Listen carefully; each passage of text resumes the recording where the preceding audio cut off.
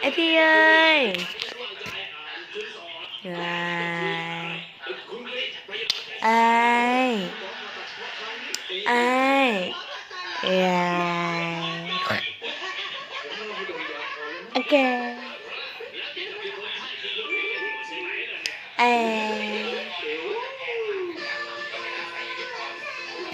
เนี่ยไอไอพี่ไอพี่ดีนะ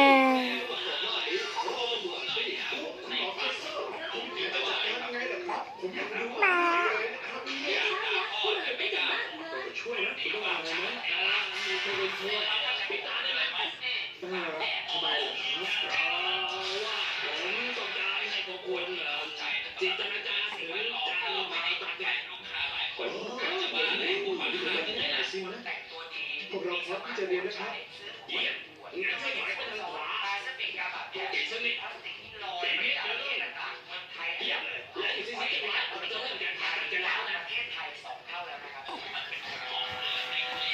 ฉันได้ยินเสียงตบด้วยเดี๋ยวน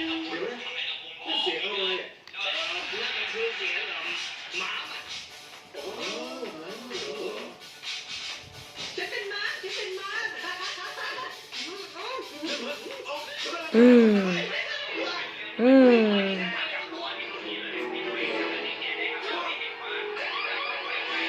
ไอ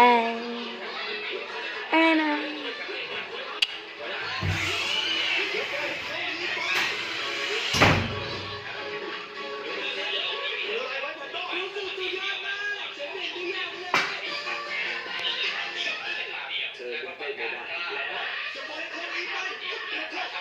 เล่นตื่น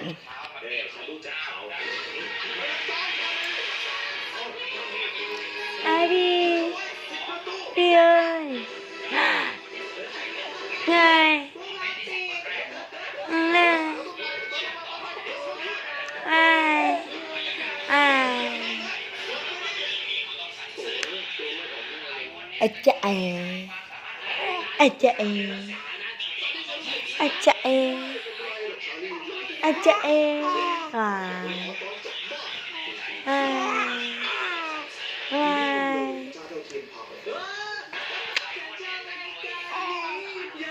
ว้าย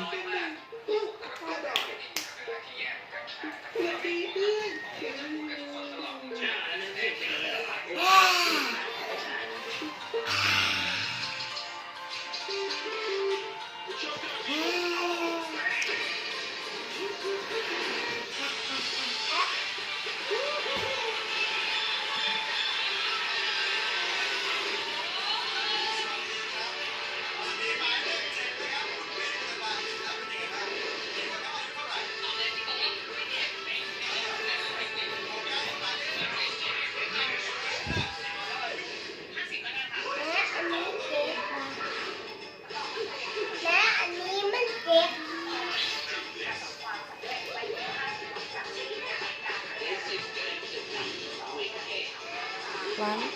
ทูเป็นยัง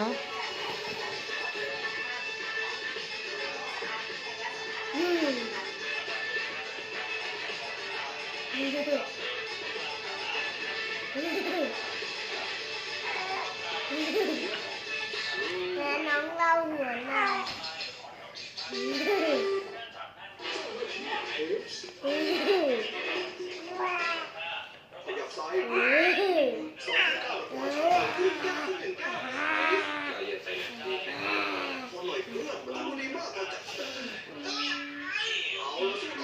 น้องหายใจบ่ได้ด้วยไหม